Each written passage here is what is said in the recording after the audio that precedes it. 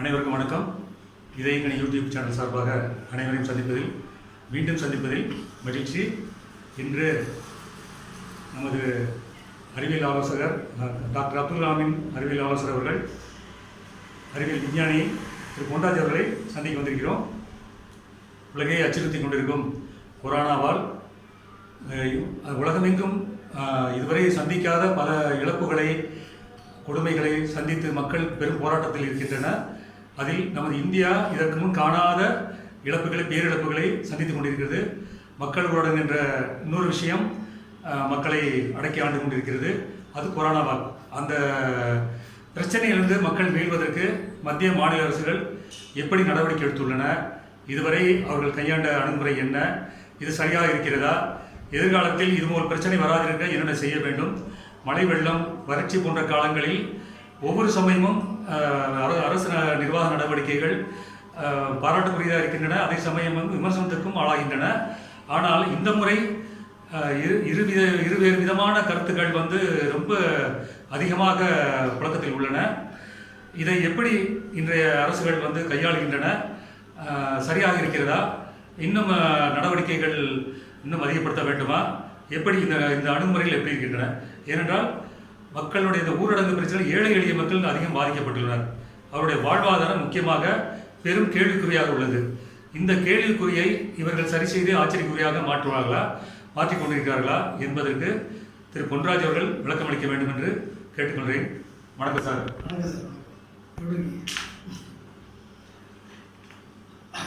இது இந்த கொரோனாவுடைய பாதிப்பு ஒரு உலகளாவிய ஒரு கொள்ளை நோய், பேண்டமிக். அப்போ இந்த உலகத்தில் இருக்கக்கூடிய அத்தனை நாடுகளையும் பாதிக்கக்கூடிய ஒரு வைரஸ் கிருமியினுடைய தாக்கம் இன்றைக்கு கிட்டத்தட்ட 2 மில்லியன் மக்களுக்கு மேலே பாதிக்கப்பட்டு கிட்டத்தட்ட 1 லட்சம் பேருக்கு அதில் உயிர் பலியாகியிருக்கிறார். இந்தியாவுக்கு இது புதுசு என்றாலும் இந்த நிலைமைகளை மத்திய மாநில அரசுகள் அவங்க முடிந்த அளவு கடுமையாக போராடி அவர்கள் இதை சமாளிப்பதற்கு நடவடிக்கை எடுத்துகிட்ருக்காங்க. நீங்கள் எந்த ஒரு டிசாஸ்டர் அப்படின்னு பார்த்தா கூட எல்லா அரசுகளுக்குமே அது புதுசாக தான் இருக்கும்.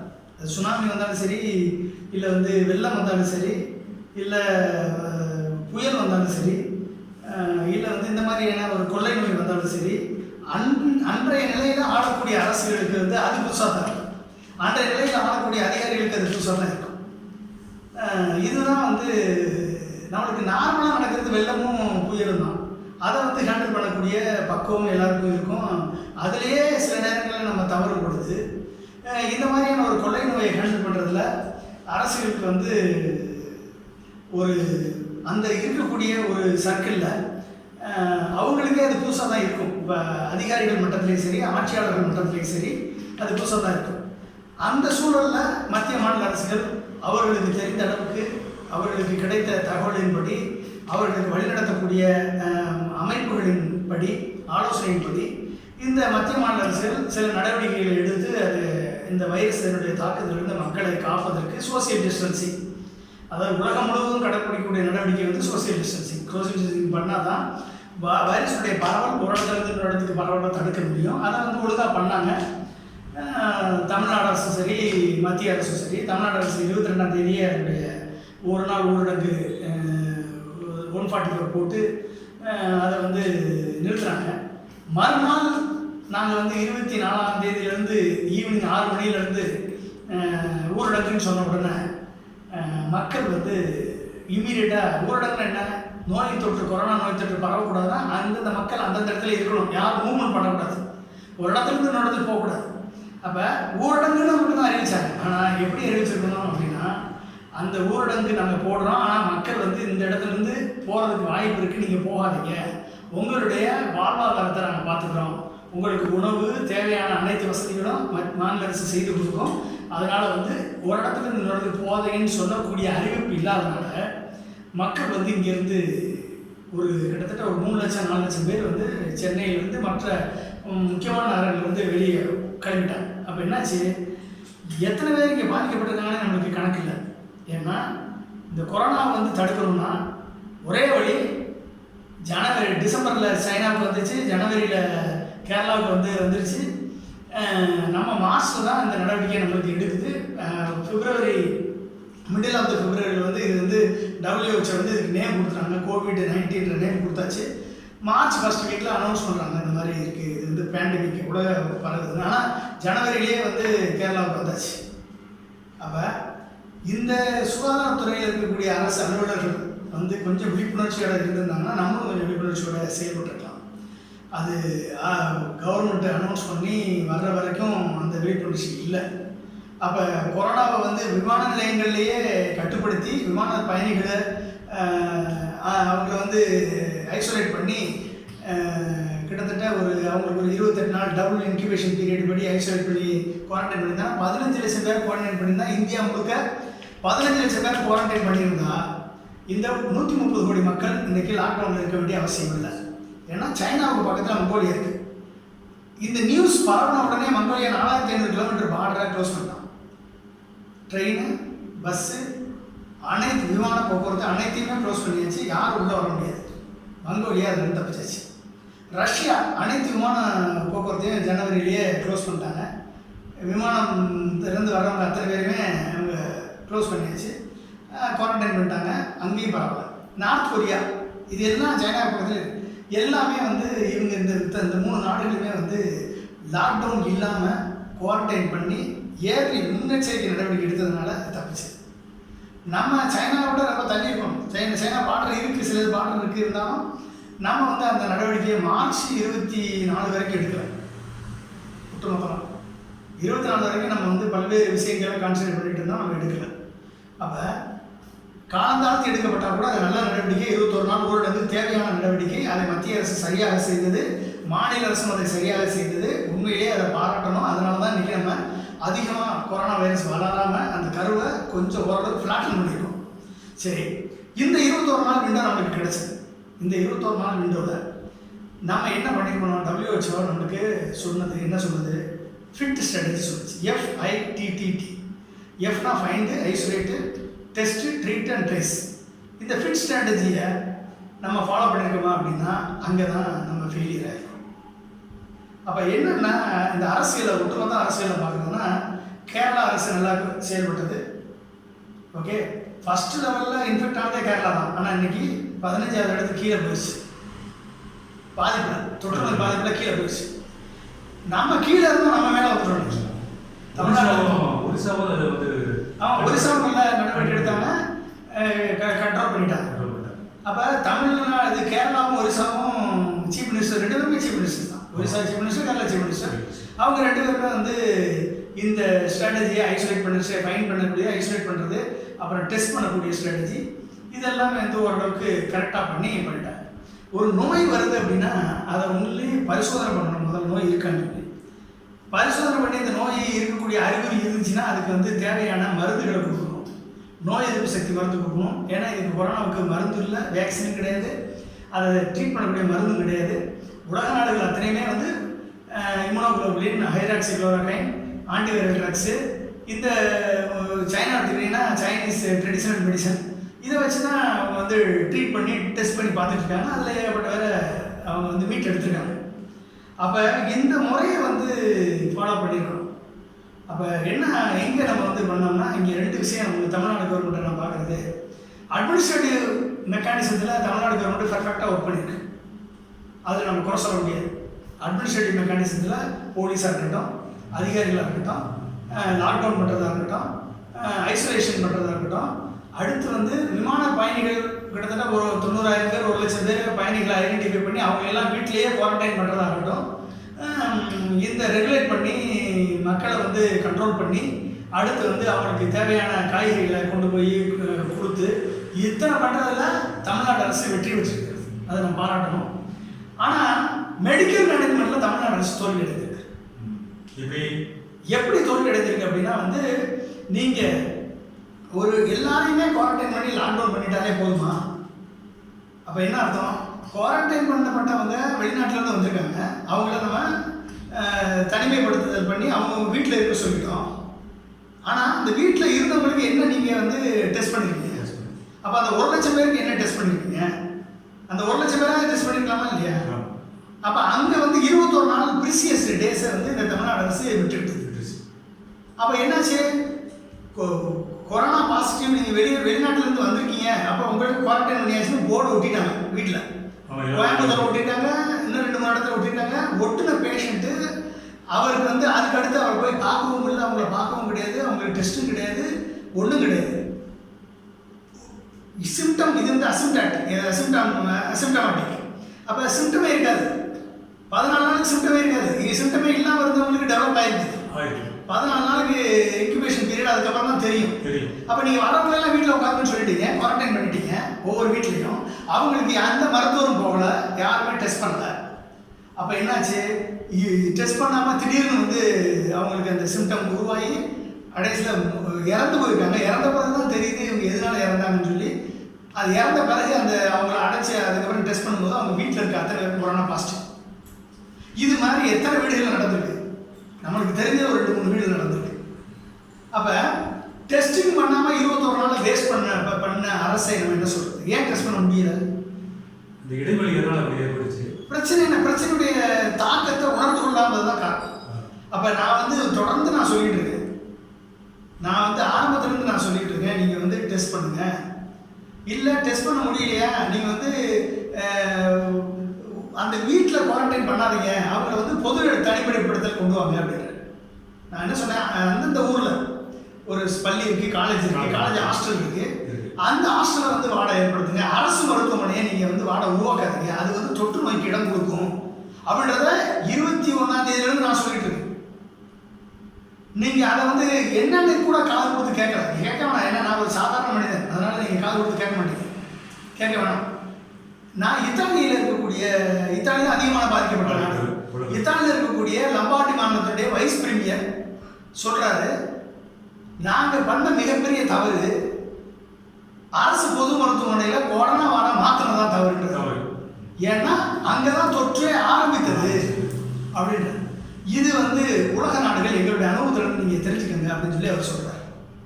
அதையாவது கேட்டிருக்கணும் இந்த 21 நாள்.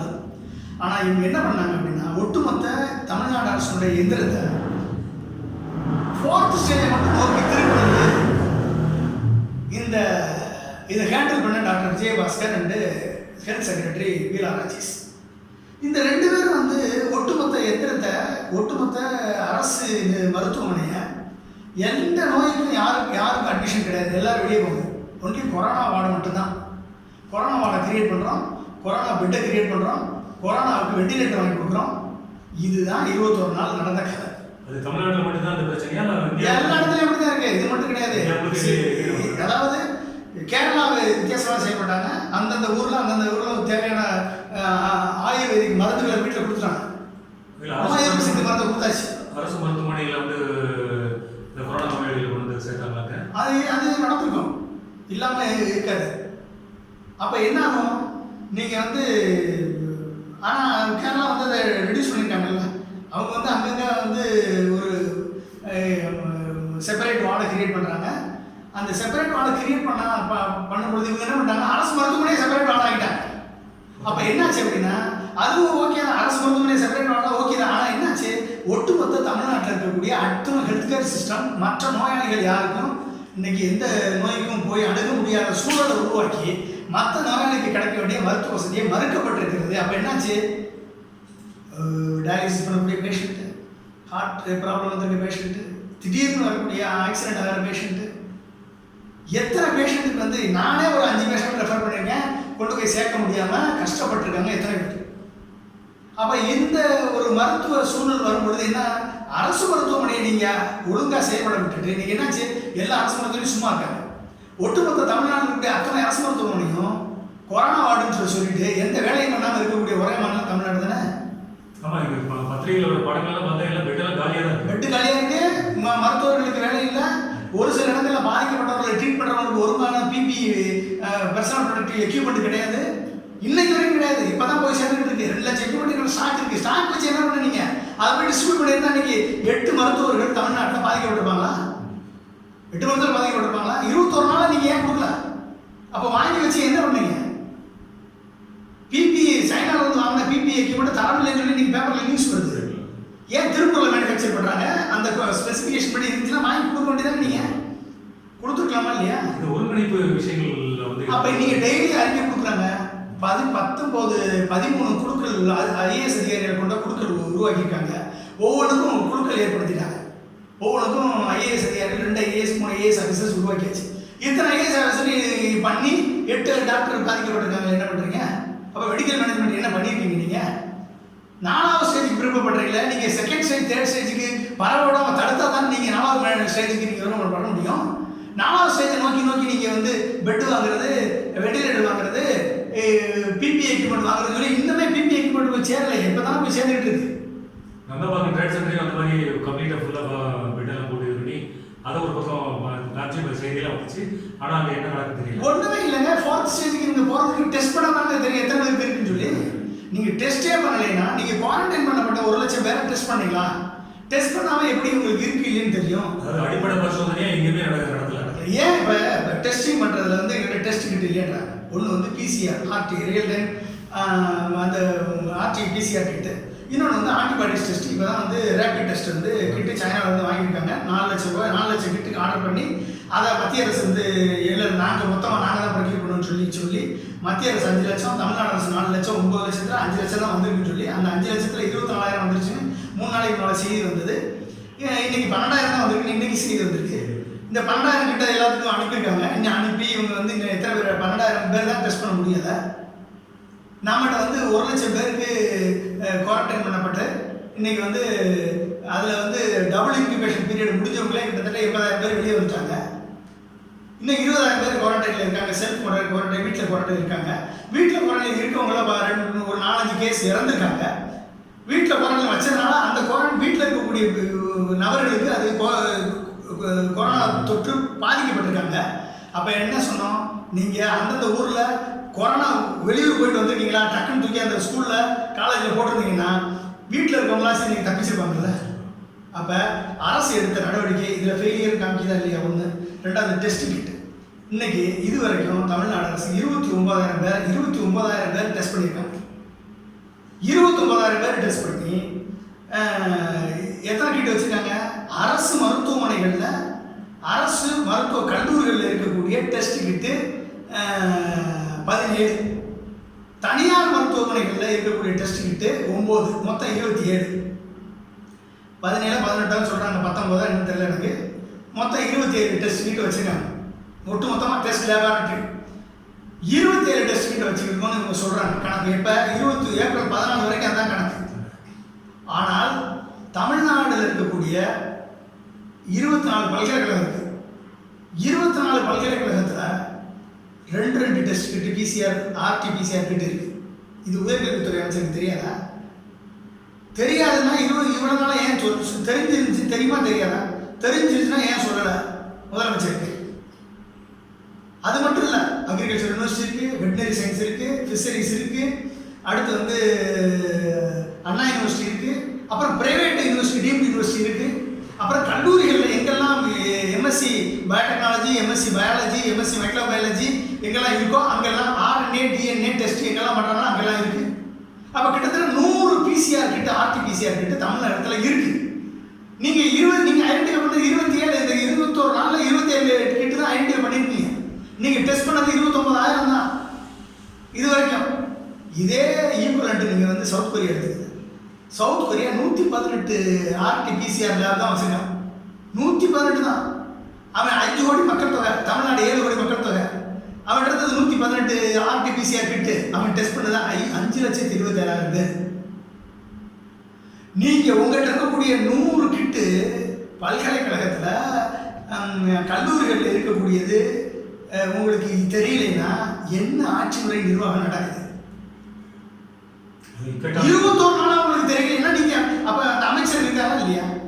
அந்த உயர்கல்வி அதிகாரிகளை நீங்கள் கேட்டீங்கன்னா கேட்கலையா?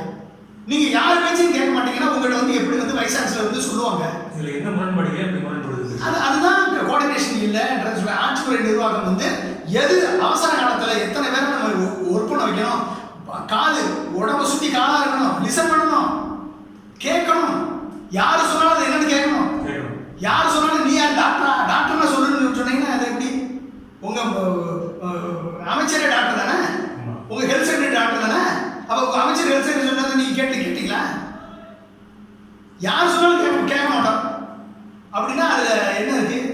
அப்போ நீங்கள் வந்து 100 கிட்டுக்கு மேலே உங்கள் பல்கலைக்கழகத்தில் இருக்குது, கல்லூரிகள் இருக்குது. இந்த 100 கிட்டு உங்கள்கிட்ட இருக்கக்கூடிய 27 கிட்டு 127 கிட்டு 118 கிட்ட வச்சு 5,27,27,000 பேர் டெஸ்ட் பண்ணிருக்காங்க கொரியா. ஜனவரியில் அவனுக்கு ஃபர்ஸ்ட் கேஸ் வந்த உடனே 3 மாசத்துல சவுத் கொரியா வந்து ரேபிட் டெஸ்ட் கிட்ட கண்டுபிடிச்சானே. ஏன்னா பயோடெக்னாலஜி கம்பெனி அங்கே ஆக்டிவாக இருக்கு. பயோடெக்னாலஜி ரிசர்ச்சுக்கு அங்கே வந்து ஃபண்ட் பண்ணுறான். பயோடெக்னாலஜி ரிசர்ச்சை மதிச்சிருக்கான் அந்த கண்ட்ரி. ஆராய்ச்சிக்கு, அடிப்படை அறிவியல் ஆராய்ச்சிக்கும், ஃபண்டமெண்டல் சயின்ஸ் ரிசர்ச்சுக்கும், லைஃப் சயின்ஸ் ரிசர்ச்சுக்கும், பயோடெக்னாலஜி ரிசர்ச்சுக்கும், மாலிகுலர் பயாலஜி ரிசர்ச்சுக்கும் அங்கே வந்து ஜிடிபியில் 4.2% இன்வெஸ்ட் பண்ணுறான். இந்தியாவோட இன்வெஸ்ட்மெண்ட் எவ்வளோ தெரியுமா? 0.69%. நீங்கள் எப்படி, உங்களுக்கு எப்படி ரிசர்ச் பற்றி தெரியும்? மரபணு மாற்றம், ஜெனடிக் இன்ஜினியரிங், பயோடெக்னாலஜி ரிசர்ச் எதுவும் வரக்கூடாது. எல்லாத்தையும் ஒழிச்சது இந்த அரசு தானே. எந்த பயோடெக்னாலஜி ரிசர்ச்சே ஒழிச்சிருக்கீங்களா? பயோடெக்னாலஜி எம்டெக் பயோடெக்னாலஜி படிச்சுட்டு ஒரு பையன் சங்கர் கோயிலில் நகராட்சியை ஒர்க் பண்ணிட்டு இருக்கான். நான் தினமணியில் மிச்சம் இல்லாமல் சொல்லி கட்டுரை எழுதுறேன். மாலிகுலர் சயின்ஸுடைய டிஎன்ஏ ரிசர்ச், ஜெனடிக் இன்ஜினியரிங் ரிசர்ச்சுடைய முக்கியத்துவத்தை எழுதினேன். அந்த கட்டுரையை பார்த்துட்டு ஒரு பையன் கண்ணீர் விட்டு எனக்கு இமெயில் அனுப்புறான். எம்டெக் பயோடெக்னாலஜி படிச்சுட்டேன், எனக்கு பயோடெக்னாலஜி ரிசர்ச் ஒழிக்கப்பட்டு விட்டது, தமிழ் இந்தியாவில் வேலை இல்லை, நான் இப்போ நகராட்சியில் பணிபுரிகிறேன், எனக்கு வேறு வழியே இல்லை. இவங்க அப்போ இப்படிப்பட்ட ஆராய்ச்சியை ஒழித்த அரசு நீங்கள் எப்படி மக்களை காப்பாற்றும்? டெஸ்ட் பண்ணது எப்படி உங்களால் டெஸ்ட் பண்ண முடியும்?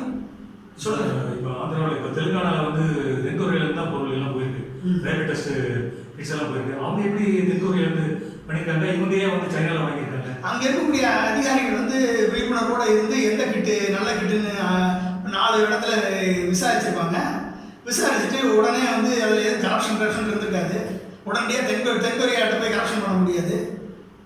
குவாலிட்டியான கிட்ட வந்து உடனே வாங்கி 1,00,000 கிட்ட வாங்கிட்டாங்க. அது ஆந்திரா ஜெகன்மோகன் ரெட்டி 1,00,000 கிட்ட நீங்கள் வந்து நியூஸ் வந்துருக்கு. நீங்கள் வந்து நான் 12,000 கிட்ட கூட 4,00,000 கிட்ட ஆர்டர் பண்ணுங்க, 12,000 கிட்ட கூட வந்து சேரல. This is the governance failure. இதுதான் நீங்கள் கவர்னன்ஸ் ஃபெயிலியர். அப்போ இதை சுட்டி காட்டும் பொழுது நீங்கள் வந்து நீங்கள் அரசியல் பண்ணுறாங்கன்னு சொன்னீங்கன்னா எப்படி இருக்கும்? அப்போ நீங்கள் யார் சொன்னாலும் காது கொடுத்து கேட்க மாட்டீங்க. யார் சொல்கிறதையும் கேட்கறதுக்கு உங்களுக்கு இது இல்லை. நீங்கள் உங்களுக்குள்ளே இருக்கக்கூடிய டீம் ஒழுங்காக பெர்ஃபார்ம் பண்ண மாட்டீங்க. அப்போ மக்களை திராட்டலாம்னு விடுறீங்க நீங்கள். அப்போ டெஸ்டிங்கே பண்ணாமல் நீங்கள் முதலமைச்சர் சொல்கிறார் 3 நாளில் கொரோனா ஒழிச்சுன்றார். எப்படி ஒழிப்பாரு? அது என்ன ஜீபூம்பாவா? அது எந்த அடிப்படையில் அப்படி ஒரு கருத்து சொன்னார்? அவருக்கு இருக்கக்கூடிய அதிகாரிகள் சொல்லியிருப்பாங்க, செக்ரட்டரிஸ் சொல்லியிருப்பாங்க. அதை வச்சுட்டு அதை கருத்து சொல்கிறாரு. 3 நாளில் உங்களுக்கு 12,000 கிட்ட வச்சுருக்கீங்க. ஆல்ரெடி 1,00,000 பேர் குவாரண்டைனில் இருந்து வெளியே வந்திருக்காங்க. நீங்கள் 12,000 கிட்ட வச்சுட்டு கொரோனாவை ஒழிச்சிட்டீங்கன்னா அப்போ எதை நம்பி நீங்கள் பேசுகிறீங்க? சொல்லுங்கள். எத்தனை பேருக்கு வந்திருக்குன்னு நீங்கள் 20ஆம் தேதிக்கு மேலே வெளியே வரும்பொழுது நான் என்ன சொன்னேன்? டெஸ்ட் கிட்ட உங்களால் பண்ண முடியாது. டெஸ்ட் உங்களால் பண்ண முடியாது. டெஸ்ட் கிட்ட உங்களால் கொண்டு வர முடியாது. இருக்க டெஸ்ட் கிட்ட உங்களுக்கு எங்கே இருக்குன்னு தெரியல, யூஸ் பண்ண தெரியல. அதனால தான் நான் என்ன சொன்னேன், அட்லீஸ்ட் ஒரு நோய் எதிர்ப்பு சக்தி உள்ள ஹைட்ராக்சிக்ளோரோக்வினை கொடுங்க. ஐசிஎம்ஆர் கைட்லைன்ஸ் கொடுத்துருக்காங்க. ஐசிஎம்ஆர் கைட்லைன்ஸ் கொடுத்தபடி டாக்டர் கொரோனாவை அவாய்ட் பண்ணக்கூடிய பாசிட்டிவான பேஷண்ட்டை ட்ரீட் பண்ணக்கூடிய டாக்டருக்கு கொடுங்க, அந்த நர்ஸுக்கு கொடுங்க. எந்த கொரோனா பேஷண்ட்டுன்னு சொல்லி எங்கெல்லாம் குவாரண்டைன் பண்ணப்பட்டிருக்கீங்களோ அந்த வீட்டில் இருக்கவங்களுக்கு கொடுங்க. கொடுத்துருந்தாங்கன்னா, இந்த ஹைட்ராக்சிக்ளோரோக்வினை கொடுத்துருந்தாங்கன்னா இன்னைக்கு இத்தனை கேஸ் வந்து வந்திருக்குமா? அப்போ அந்த மருந்து வந்து கொரோனாவுக்கான மருந்து கிடையாதுங்க. ஆனால் நோய் எதிர்ப்பு சக்தி மருந்து, ப்ரொஃபைலட்டிக் மெடிசன். அந்த நோய் எதிர்ப்பு சக்தி மருந்து கொடுத்தாச்சுன்னா உங்களுக்கு 4th ஸ்டேஜ், உங்களுக்கு கொரோனா வந்துருச்சுன்னு வச்சுக்கோங்க, உங்களுக்கு கொரோனா வந்துருச்சுன்னு வச்சுக்கோங்க, அந்த மருந்து நீங்கள் ஒரு 400 mg ஒரு நீங்கள் சாப்பிட்டீங்கன்னா அடுத்த வாரம் வந்து 200 mg அப்படி 8 வாரத்துக்கு சாப்பிட்டீங்கன்னா உங்கள் உடம்புல கொரோனா வந்தால் கூட அந்த கொரோனாவுடைய வைரஸுடைய தாக்கம், அந்த விருலன்ஸ் குறைஞ்சிரும்னு என்னது, உங்களை வந்து அந்த நுரையீரலில் வந்து கட்டி செடி ஏற்படாமல், மூச்சு திணறல் ஏற்படாமல் உங்களை 4th ஸ்டேஜுக்கு போகாத அளவுக்கு உங்களை காப்பாற்றி வெளியே கொண்டு வர்றதுக்கான வாய்ப்பு இருக்குது என்பதால் தான் உலகமே இன்னைக்கு அந்த மருந்து கேட்டுட்டு இருக்காங்க. தற்காப்பு. அப்போ உலகத்துக்கு ஏற்றுமதி பண்ணுறதுக்கு இந்தியா இன்னைக்கு கிட்டத்தட்ட 8 கோடி மாத்திரைகளை ஏற்றுமதி பண்ணியாச்சு. ஹைட்ராக்சிக்ளோரோக்வினை அமெரிக்கா உட்பட அனைத்து நாடுகளும் ஏற்றுமதி பண்ணியாச்சு. ஆனால் இந்தியாவில் கொடுக்கக்கூடாதுன்னு சில டாக்டரே சொல்கிறாங்கன்னா என்ன அர்த்தம்? 40 வருடம் அதில் அனுபவம் உள்ள 1.5 கோடி பேர் இந்தியாவில் அந்த மருந்தை மூட்டு வலிக்கு சாப்பிட்டுட்டு இருக்காங்க.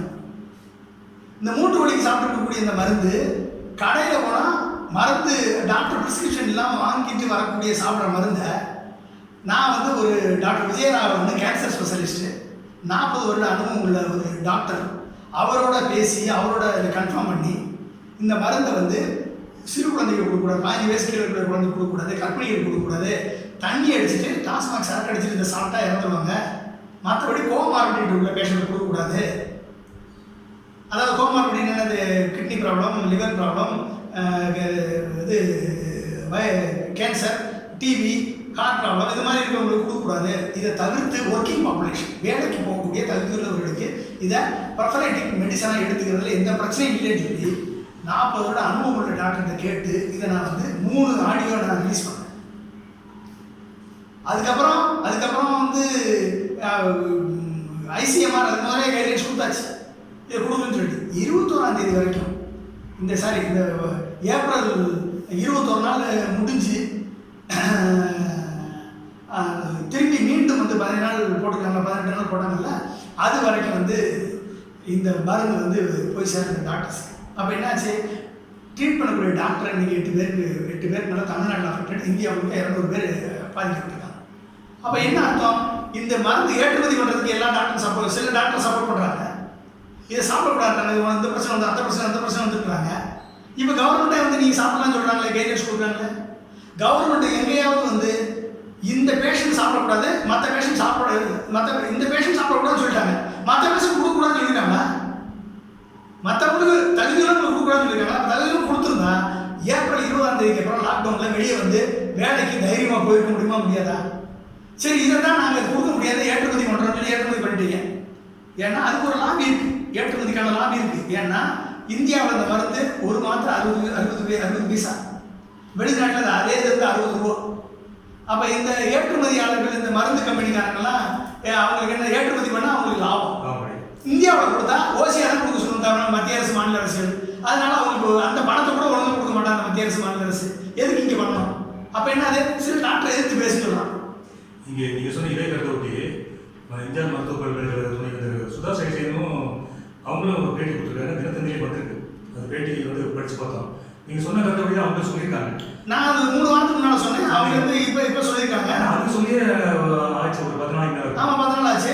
இன்னமும் இன்னைக்கு முந்தா நாள் தானே நான் வந்து பொதுநல வழக்கு வந்து சென்னை ஹைகோர்ட்டில் மூவ் பண்ண பிறகு தான் வக்கீல் அட்வொகேட் குமார் மூலமாக மூவ் பண்ண 9ஆம் தேதி, ஏப்ரல் 9ஆம் தேதி. அதுக்கப்புறம் தான் வந்து 16ஆம் தேதி தான் அந்த கேஸ் எடுத்தாங்க.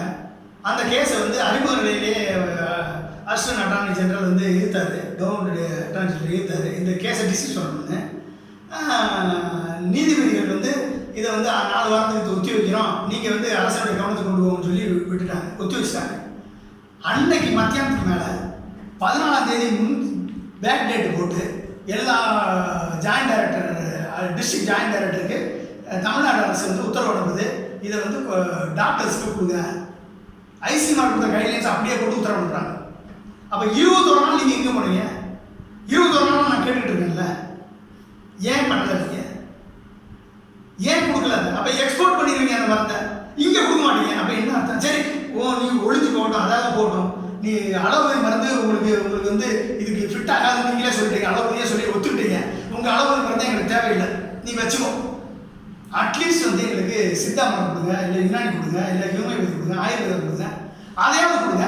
அதை கேட்டுகிட்டே இருக்கோம்ல, அதையும் நான் முதல்ல சொல்லிட்டு இருக்கேன். 4 வாரமாக நான் சொல்லிட்டு இருக்கேன், அதையாவது கொடுங்கன்னு சொல்லி.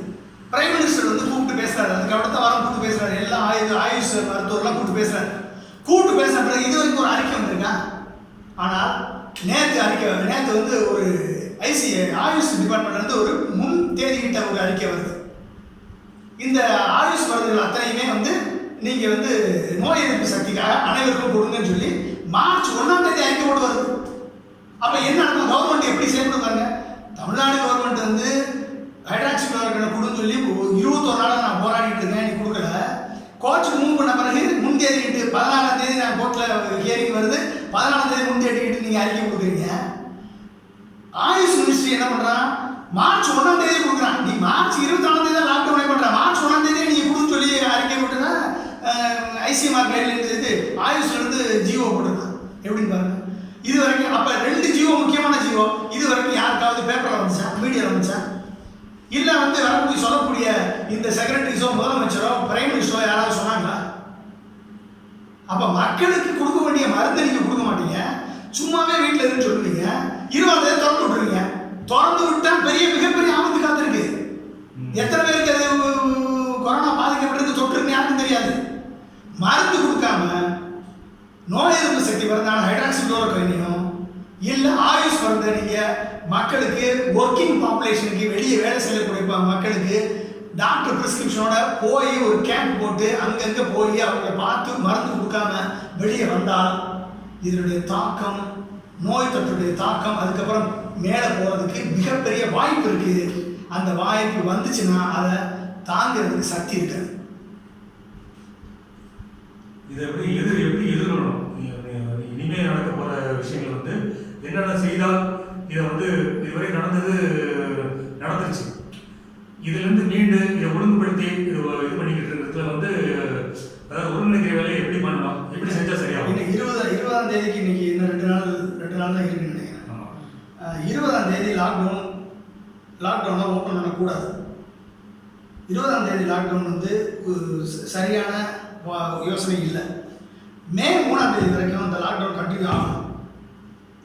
இந்த நாளில் மே 3ஆம் தேதிக்குள்ள அனைத்து ஒர்க்கிங் பாப்புலேஷன் வேலைக்கு செல்லக்கூடிய அத்தனை பேருக்கும் அலோபதி டாக்டர்ஸ் எல்லா டாக்டர்ஸையும் அனுப்பி அவங்கள செக் பண்ணி அவங்களுக்கு இன்னும் வேறு ஏதாவது நோய் இருக்கான்னு பார்த்து அவங்களுக்கு ஹைட்ராக்சிக்ளோரோகுயின் கொடுக்கணும். அவசியமாக கொடுத்தாகணும், நடவடிக்கை எடுத்தாகணும். அதனால எந்த இது கிடையாது, பக்க விளைவு இல்லாத ஒரு அளவுக்கு மெடிசன் இருக்கா? நாளைக்கு நான் கொரோனாவில் பாதிக்கப்பட்டு உயிரே போயிருந்த நிலைமையில அளவு ஹைட்ராக்சிக்ளோரோகுயின் தான் என்ன பிரச்சனை வந்து? ஒரு சில பேருக்கு பக்க விளைவு வரத்தான் செய்யும், அது ஒன்றும் செய்ய முடியாது. பாராசிட்டமால் சாப்பிட்டா கூட உங்களுக்கு கிட்னி ஃபெயிலியர் ஆகும். அனாசின் மாத்திரை திரும்ப வாங்கின நாடு தானே இந்த நாடு. அனாசின் சாப்பிடக்கூடாதுன்னு சொன்ன நாடு தானே இந்த நாடு. அனாசின் எத்தனை கோடி பேர் எடுத்தா கிட்னி போன பிறகு தானே இந்த நாடு அதை வாசம் அமைச்சு. நீங்கள் ஹைட்ராக்சிக்ளோரோகுயின் கொடுக்குறது உங்களுக்கு என்ன பிரச்சனை? கொடுங்க. சரி, கொடுக்க முடியாதுன்னு சொல்றீங்களா, விட்டுருங்க. அட்லீஸ்ட் ஆயுஷ் மினிஸ்டருடைய கைட்லைன்ஸை ஃபாலோ பண்ணுங்க. கபசுர குடிநீர், நிலவேம்பு கஷாயம், பாலசுர குடிநீர், இது 3ஐயும் ஒவ்வொரு வீட்டுக்கும் கொண்டு போய் கொடுங்க. அடுத்து ஹோமியோபதியில் ஆர்சனிக் ஆல்பம் 30 அதை கொண்டு போய் கொடுங்க. அதே மாதிரி ஆயுர்வேதிக்கில் மெடிசன்ஸ் இருக்குது, சுரம் இருக்குது. ஆயுர்வேதிக் டிபார்ட்மெண்ட் என்ன சொல்லுதோ அதை கொண்டு போய் கொடுங்க. இத்தனையும் கொண்டு போய் மக்கள் மத்தியில் யாருக்கு சில பேர் சித்தா ஃபாலோ பண்ணுவாங்க, சில பேர் ஆயுர்வேதிக் ஃபாலோ பண்ணுவாங்க, சில ஹோமியோபதி ஃபாலோ பண்ணுவாங்க. அவங்களுடைய இதை படுத்து மருத்துவர்கள், இந்த ஆயுஷ் மருத்துவர்களை கலந்துருக்குங்க, கொண்டு போய் இந்த மருந்து கொண்டு கொடுங்க. கொடுத்து அத்தனை பேர் எடுத்த பிறகு அந்த மருந்து சாப்பிட்டவங்களெல்லாம் வெளியே வந்தால் இந்த வியாதியினுடைய தாக்கத்திலிருந்து இதனுடைய கருவிலிருந்து நம்ம தப்பிக்கலாம். இந்த முயற்சியாவது தமிழக அரசு ஈகோ பார்க்காம, யார் சொல்றேன்னு கேட்காம, யார் சொல்றாங்க இவங்க சொல்றது தவறு அப்படின்னு இது பண்ணாம செய்யட்டும். இல்லைன்னு யாராவது ஒரு டாக்டராவது இந்த விஷயம் டாக்டர் சொன்னாங்க இபிஎஸ் யாருமே வாய் திறக்க மாட்டேங்கிறாங்க. இத்தனை துறைகள் இருக்கு, இத்தனை ஓய்வு பெற்ற பல எத்தனை பேர் ஆளுங்க இருக்காங்க. யாராவது திறந்தீங்கன்னா உங்களை தான் ட்ரான்ஸ்ஃபர் பண்ணி விடுறாங்க சார். டாக்டர் ஏதாவது சொன்னாங்கன்னா ட்ரான்ஸ்ஃபர் பண்ணிடுவாங்க. ஓய்வு பெற்ற பணிகள் ஓய்வு பெற்றவங்க எத்தனை பேர் விவரம் தெரிஞ்சுட்டு இருக்காங்க. அது கூட யாராவது சொல்லி இந்த மாதிரி இந்த கருத்துக்களை கேட்குறவங்க இந்த கருத்தை முன்னெடுத்து அவங்களுக்கு சொல்றது அட்வைஸ் பண்ணுறது ஏன் மாட்டேங்கிறாங்க? நான் திரும்பி நான் சொல்லிட்டு இருக்கேன். டெஸ்டிங் அவங்களால முடியாது அவங்களால இன்ன வரைக்கும் பண்ண முடியாது. அவங்களால இன்னும் ஏப்ரல் 3ஆம் தேதி வரைக்கும், மே 3ஆம் தேதி வரைக்கும் உங்களால் டெஸ்டிங் விட்டு தமிழ்நாட்டுக்கு பண்ண முடியாது. எல்லாருக்கும் பண்ணவும் தேவையில்லை. அட்லீஸ்ட் அந்தந்த எந்த இடத்துல ரெட் ஜோன் கிரியேட் பண்ணிருக்காங்களோ அந்தந்த ஜோன்லையாவது போய் டெஸ்ட் பண்ணியாவது கொடுக்கணும். இல்லைன்னா நேராக போய் உங்கள் வீட்டில் யாராருக்கு இப்போ மருத்துவ பணியாளர் அனுப்புனா நகராட்சி பணியாளர் அனுப்பிட்டு இருக்காங்க. ஒரு சின்ன உதாரணம், ஏன்னா எங்கள் வீட்டில் கேட்டாங்க, ஒரு பையன் வந்தாப்புல விவரம் கேட்டார். பேர் விவரங்கள் அவருக்கு விவரமே தெரியல. ஏதோ ஒரு சும்மா ஒப்புக்கு ஏதோ ஆளுகளை போட்ட மாதிரி கேட்குறாங்க. பேர் விவரம் கேட்டாங்க, உங்களுக்கு பிபி இருக்கா, உங்களுக்கு சுகர் இருக்கா, இல்லைன்னா ஒய்ஃப் இருக்கா இல்லைன்னு கேட்டால் இல்லைன்னு சொல்லிட்டு போயிட்டார். அவ்வளோதான். அதை வச்சு நம்ம டெஸ்ட் பண்ணவே இல்லை. ஒரு அடிப்படையாக இந்த வெப்பமானி இல்லையா, அதை வச்சு பார்க்கணும். அது மாதிரி ஒவ்வொரு வீட்லையும் பார்த்துருந்தா கூட ஓரளவுக்கு அது சர்வே தெரியும். அந்த சர்வே எடுக்க முடியும். அது எதுவுமே இல்லாமல் ஏதோ ஒப்புக்கு போட்ட மாதிரி நிறைய பேர் அரசு ஊழியர்கள் நிறைய பேர் வீட்டில் இருக்காங்க. அவங்களே பயன்படுத்த ஆசிரியர்கள் இருக்காங்க. கேட்டால் ஆசிரியர் சங்கங்கள் தடையாக இருக்கு அப்படின்னா சங்கத்தை ஒன்றுமே வேணாம். மருத்துவ பணியாளர்கள் மொபைல் மெடிக்கல் வேன் இருக்குல்ல, அம்மா கொண்டு வந்த ஹாஸ்பிட்டல் ஆன் வீல்ஸ் இருக்குல்ல, 345 mobile hospital on wheels mobile medical van இருக்கு. ஆமாம், பிரைமரி ஹெல்த் சென்டர் தான் இந்தியாவிலேயே தமிழ்நாடு தான் best. Primary health centre Asha workers use பண்ணுங்க, இவங்களை யூஸ் பண்ணுங்க. டாக்டர்ஸ் வந்து வேனில் போங்க, ஒரு ஊருக்கா போங்க. 325 வேன் வச்சுருக்கீங்களா, 37 டிஸ்ட்ரிக்ட் தானே இருக்குது. ஒரு டிஸ்ட்ரிக்ட் 10 வேன் அனுப்புங்க, சுற்று விடுங்க. உங்களால் போய் பார்த்து கண்டுபிடிச்சி எல்லாரையும் ஒரு கேம்ப் போட்டு சோசியல் டிஸ்டன்சிங் மெயின்டைன் பண்ணி அவங்கள பார்த்து டெஸ்ட் பண்ணி மாத்திரை கொடுக்க எவ்வளோ நாளுங்க? ஒரு வாரத்தில் தமிழ்நாடு முழுக்க மாத்திரை கொடுக்க முடியுமா முடியாதாங்க? அந்த அமைப்பு என்ன செய்யுது? அந்த அமைப்பு ஒன்றுமே இல்லையா. 345 மொபைல் மெடிக்கல் யூனிட் சும்மா தான் வச்சுருக்காங்க. உங்கள்கிட்ட இன்ஃப்ராஸ்ட்ரக்சர் இல்லையா, உங்கள்கிட்ட ஒர்க்கர் இல்லையா, உங்கள்கிட்ட ஆள் இல்லையா? கட்டமைப்பு வந்து பயனில்லாமல் இருக்கு. ஆமாம், நீங்கள் வந்து எங்கள் அரசியல்வாதிகள் வந்து எலெக்ஷன் டைமில் ஒரே நாள் நைட்டில் பணம் கொடுக்குறீங்களா, பணம் கொடுக்குறீங்களா, ஒரே நாள் நைட்டில் கொடுக்குறீங்களா பணம், 200 500 2000 வரைக்கும் கொடுக்குறீங்களா? அரசியல்வாதிகளால், படிக்காத அரசியல்வாதிகளால் அங்கே கொண்டு போய் கொடுக்க முடியும் அப்படின்னா, படித்த டாக்டர்களால், மருத்துவ பணியாளர்களால், ஆஷா ஒர்க்கர்ஸ்னால கொண்டு போய் கொடுக்க முடியுமா முடியாதாங்க? முடியுமா முடியாது? அரசு தங்களுடைய கட்சி விஷயங்களை வந்து கட்சியை விட அரசு நோஞ்சான அரசா? ஒவ்வொரு அதிமுக திமுக விட அரசு எந்திரம்ன்றது வந்து வீக்கான எந்திரமா? அந்த வீக்கான எந்திரத்தை தான் நீங்க ஆடுறீங்களா? அப்ப கட்சியை விட நீங்க ஆட்சியை வந்து வீக்கா நடத்துறீங்களா? இந்த கேள்வி வருமா? அப்ப என்ன பண்ணணும்? இத்தனை பேரை டிப்ளாய் பண்ணுங்க, போங்க. யாருக்கு ஹைட்ராக்சி குளோரைடு கொடுக்கணுமோ அவங்க கொடுங்க, யாருக்கு வந்து ஆயுஷ் மருந்து கொடுக்கணுமோ அவங்க கொடுங்க. இதில் என்ன பிரச்சனை உங்களுக்கு? ஏன் முடிவு கொடுக்க முடியாது உங்களால்? டெஸ்ட்டுக்கிட்டு நீங்கள் என்னைக்கு கொண்டாட போகிறீங்க? எத்தனை லட்சத்தை கொண்டாட போகிறீங்க? தமிழ்நாட்டில் இருக்கக்கூடிய அத்தனை யூனிவர்சிட்டி இருக்கக்கூடிய ஒத்துமொத்த பிசிஆர் கிட்ட எடுங்க, எல்லாரையும் டெஸ்ட் பண்ண சொல்லுங்க. ஏன்னா டெஸ்ட் பண்ணுறது உங்களுக்கு டெக்னீஷியன் இருக்க மாட்டான், வெறும் டெக்னீஷியனால செக் பண்ண முடியாது. நீங்கள் மாலிகுலர் பயாலஜி, டிஎன்ஏ, ஆர்என்ஏ பிரிக்கக்கூடிய நாலேஜ் இருக்கணும் டெஸ்ட் பண்ண முடியும். அந்த பயோடெக்னாலஜி ஸ்டூடெண்ட்ஸ் எல்லாம் திருப்பி காலேஜ் வர சொல்லுங்க, பயோடெக்னாலஜி ப்ரொஃபஸர்ஸ் காலேஜ் வர சொல்லுங்க. 135 டெஸ்ட் பிசிஆர் லெபார்டரி உங்கள்கிட்ட இருக்கு, டெஸ்ட் பண்ணுங்க. 112 வச்சு 5 லட்சம் பேர் டெஸ்ட் பண்ணல சவுத் கொரியா, ஏன் டெஸ்ட் பண்ண முடியாதா? டெஸ்ட் பண்ணுங்க. ஆமா, இப்ப நேத்து இதை செயல்படுத்துங்க. நீங்க 90 பேஷண்ட் 2 டாக்டர் தான் இருக்காங்க. வரல, யாரும் வரல. ஸ்டூடெண்ட்ஸ் வந்து போட நேத்து தினமணி செய்தியில் நேற்று வந்திருக்கு. டாக்டர் ஏன் வர மாட்டேங்கிறாங்க? ஸ்டூடெண்ட்ஸ் ஏன் நீங்க டாக்டருக்கு பாதுகாப்பு கொடுக்கலங்க? நீங்க ஒரு டாக்டர் வந்து பார்த்துக்கிட்டு இருக்கக்கூடிய டாக்டர்ஸ், பேராமெடிக்கல் ஸ்டாஃப்க்கு பாதுகாப்பு இல்லை. நீங்கள் அவங்க எப்படிங்க வருவாங்க? அவங்களுக்குரிய பாதுகாப்பு விட கிடையாது. நீங்கள் 2 லட்சம் கிட்ட வாங்கி வச்சுட்டு உங்கள் தலைமை செயலகத்தில் வச்சு உட்காந்துருந்தீங்கன்னா அதுக்கு போய் சேரணும்ல. 21 நாளாக போய் சேராதனால இன்னும் எப்போ போய் சேர போறீங்க? 14 நாளாக சேர்த்துருக்கீங்களா நீங்கள்? ஏங்க இங்கே இறந்த மருத்துவரை புதைக்கிறதுக்கு விட மாட்டாங்க மக்கள். அப்போ எந்த அளவுக்கு ஒரு கொடூரமான ஒரு மனோபாவத்தை கொண்ட மக்களாக இருக்காங்க. அப்போ அந்த அளவுக்கு பயத்தை உருவாக்கி வச்சுருக்கீங்க. இறந்த மருத்துவரை மக்களுக்காக பாடுபட்ட மருத்துவருக்கு மயானத்தில் இடம் இல்லைன்னா அப்போ எப்படிப்பட்ட ஒரு குரூரமான வக்கரமான புத்தியை கொண்ட மக்களாக அந்த மக்கள் இருந்திருப்பாங்க. நீங்கள் பாருங்க. இன்னைக்கு துணை ஜனாதிபதி வெங்கையா நாயுடு கூட நீங்கள் அதை பற்றி தான் மெயினாக பேசியிருக்காரு. அங்கே மேகாலயில் ஒரு இடத்துல அந்த மாதிரி நடந்தது, வெவ்வேறு இடத்துல நடந்ததுலாம். அப்போ என்னன்னா தவறான கொள்கை வந்து கொரோனானா அவ்வளோதான், இது வந்து தீண்டாமைன்ற அளவுக்கு கொண்டு போய் மக்கள்கிட்ட சேர்த்துட்டாங்க. நீங்கள் பண்ணுறதை பார்த்தா பயமாக இருக்கு. ஹாஸ்பிட்டல் பெட்டை ப்ரிப்பேர் பண்ணுறீங்க, எல்லாரும் விசிட் பண்ணுறீங்க, எல்லாரும் வெண்டிலேட்டர் காமிக்கிறீங்க, அவன் பயப்படுறானா இல்லையா? அப்போ நீங்கள் என்ன பண்ணிருக்கணும்? மக்கள்கிட்ட போயிருக்கணும். நீங்கள் மக்களை போய் பார்த்துக்கணும். கவலைப்படாத, ஒன்றும் பிரச்சனை இல்லை, எல்லாம் வாங்க, எல்லாம் ஸ்கூலுக்கு வாங்க, இங்கே உங்களுக்கு ஏதாவது பயப்பட்டு நாங்கள் பார்த்துக்குறோம், உங்களுக்கு சாப்பாடு அத்தனை கூட ட்ரீட்மெண்ட் நாங்கள் பார்த்துக்குறோம், மருந்து நாங்கள் கொடுக்குறோம், கவலைப்படாது, ஒன்றுமே கிடையாது, கொஞ்சம் தனித்து இருக்கணும், அவ்வளோதான், நாங்கள் பார்த்துக்குறோம். இது சொல்லியிருந்தீங்கன்னா மக்கள் நீங்கள் பயப்பட மாட்டோம்.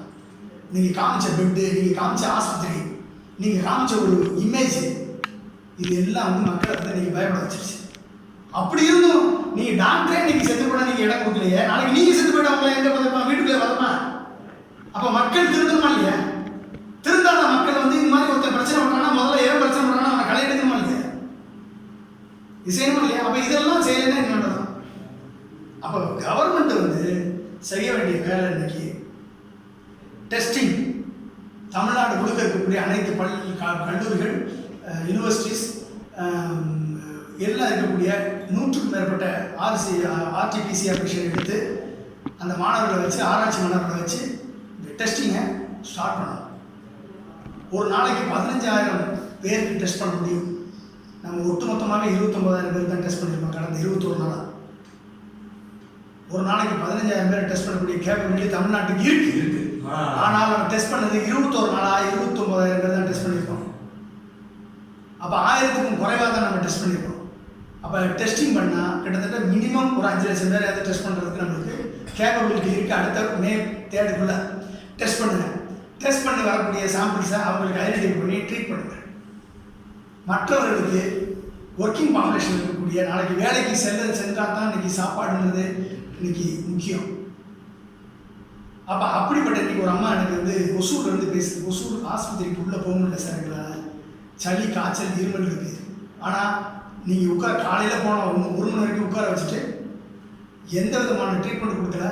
இந்த மாத்திரையை வாங்கி சாப்பிட்டு போங்க, வெளியே போய் வாங்கிட்டு போங்கன்னு சொல்லி அனுப்பி விட்டாங்க. ஒட்டுமொத்த ஆஸ்பத்திரி சும்மா இருக்காங்க, எந்த வேலையும் நடக்கல, வெறும் பெட் இருக்குது, வேறு எந்த வேலையும் நடக்கல. ஆனால் எங்களை கவனிக்கிறதுக்கு ஆளுங்க. எங்களுக்கு அடுத்த வேலை சாப்பாடு இல்லை, உடச்சா தான் சாப்பாடு. எவ்வளோ நாளைக்கு சார் இது நடக்கும்? எவ்வளோ நாள் சார் நான் தாங்குறது? எங்கேயோ நம்பர் வாங்கி அந்த அம்மா பேசு. இப்படி எத்தனை பேர்? அடுத்து இன்னொரு விஷயம், இன்னொன்று அரசு மருத்துவமனையில் கொரோனா வார்டை எல்லாத்தையும் ரிமூவ் பண்ணிட்டு நீங்கள் பொதுவான இடங்களில் தனிமைப்பட்ட காலேஜ் கல்லூரியில் நடத்தணும். அரசு மருத்துவமனை தமிழக அரசு ஆக்டிவேட் பண்ணணும். அரசு மருத்துவமனை இயங்க வைக்கணும் தமிழக அரசு. இனிமேலும் தாமதப்படுத்தக்கூடாது. மற்ற நோயாளிகளுக்கு அரசு மருத்துவமனை எங்கே வைக்கணும். கொரோனா வார்டை நீங்கள் எங்கே வேணாலும் ஷிஃப்ட் பண்ணிக்கணும். காலேஜ் ஹாஸ்டலில் எங்கேனாலும் கொண்டு போய் வைங்க, இருக்கக்கூடாது. இம்மீடியட்டாக தமிழக அரசு ரிஸ்டோர் பண்ணணும். பொதுவான இடங்களில் நீங்கள் இந்த கொரோனா மருத்துவமனை வச்சுக்கணும், டெஸ்டிங் வச்சுக்கணும். இதை செய்யணும். நோய் எதிர்ப்பு சக்தி மருந்துகளை கொடுக்கணும். இந்த ரெண்டையும் செய்ய தவறவிட்டால் ஏப்ரல் 20 ஓப்பன் பண்ணி ப்ரோஜனம் இல்லை. ஏப்ரல் 20 ஓப்பன் பண்ணி எந்த வாய்ப்பும் கிடையாது. ஏன்னா ஏப்ரல் 20 அக்ரிகல்ச்சர், அதாவது விவசாய தொழிலாளர்களுக்கும் எம்என்ரேகா 100 நாள் வேலை திட்டத்துக்கு ஓப்பன் பண்ணியிருக்காங்க. அதுக்குள்ள கிராமத்தில் ஓப்பன் பண்ணுறாங்க, அது கூட ஓகே. ஆனால் இண்டஸ்ட்ரி ஓப்பன் பண்ணுற அளவுக்கு இண்டஸ்ட்ரி இல்லை. மார்ச் மாதம் சேலரி கொடுக்க கூட முடியாதது 75% எம்எஸ்எம்இ செக்டார் இண்டஸ்ட்ரி இன்னைக்கு சேலரி கூட முடியாத அளவுக்கு இன்னைக்கு போச்சு. ஏன்னா அவங்க மூடி 23 மாதம் ஆச்சு.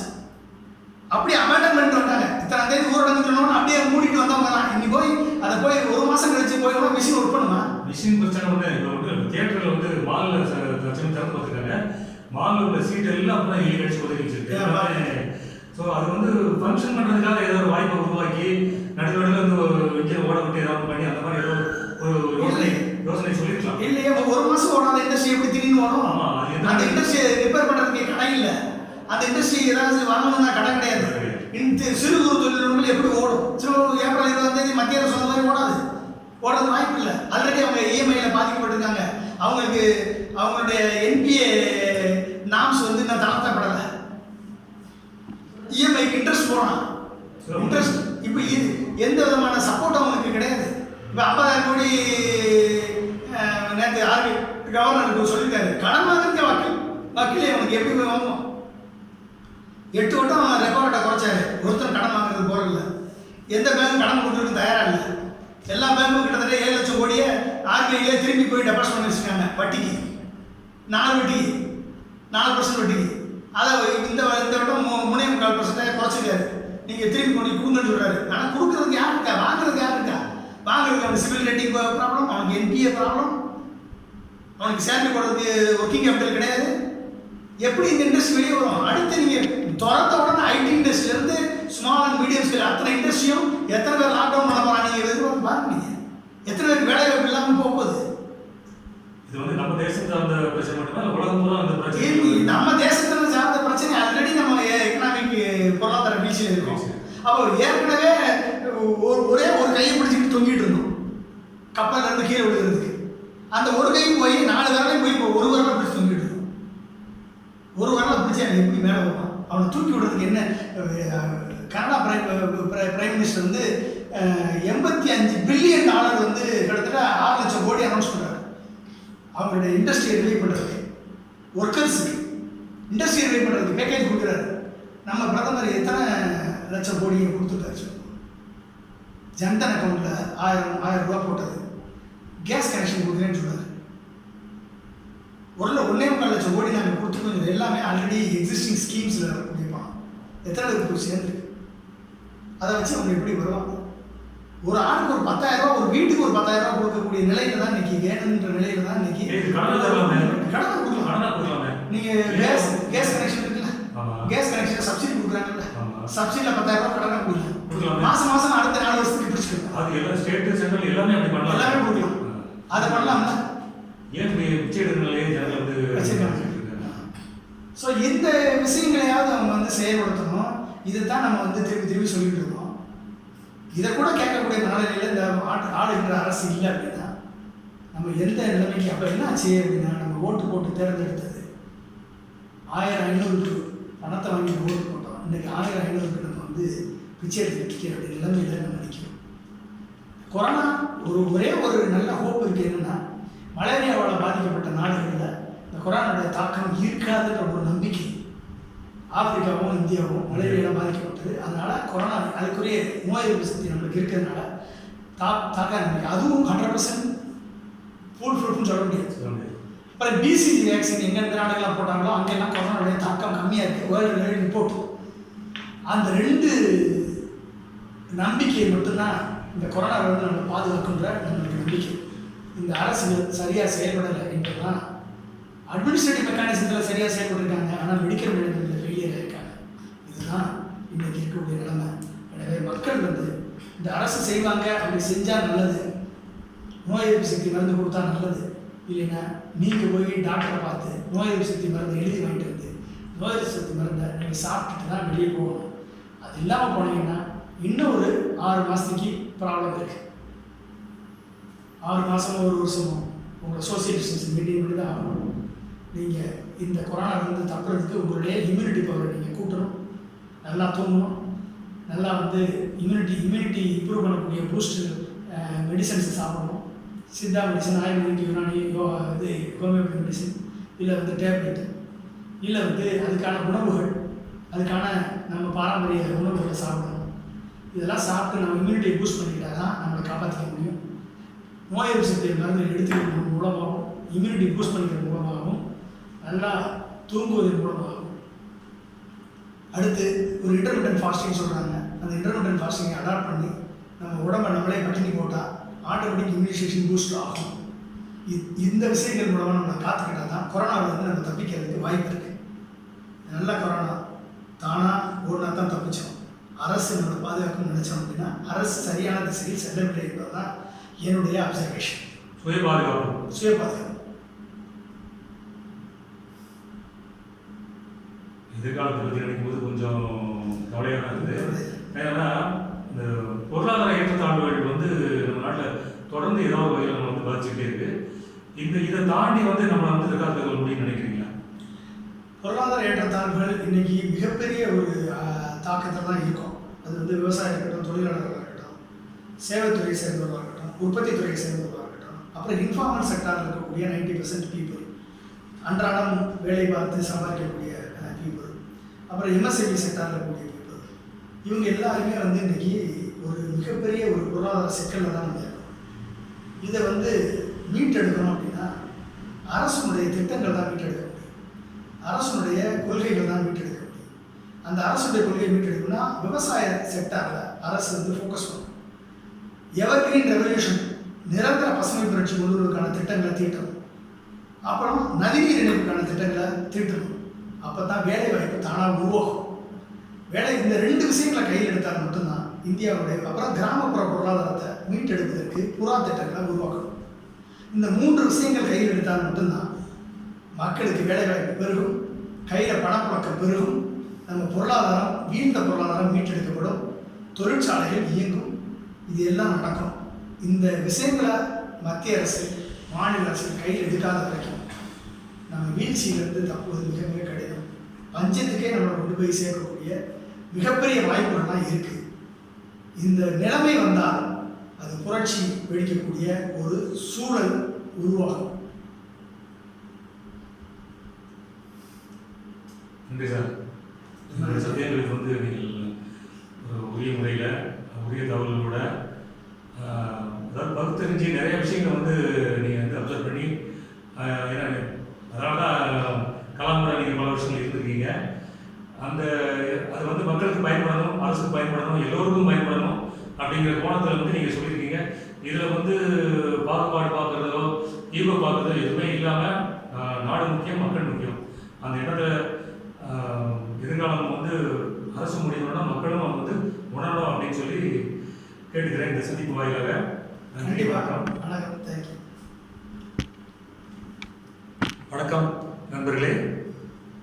இதுவரை நீங்கள் இதயக்கணி யூடியூப் சேனலுக்கு பார்த்தீங்க. இதுக்கு வந்து சப்ஸ்கிரைப் பண்ணுங்கள், பெல் பட்டனை அழுத்துங்க, முக்கியம்.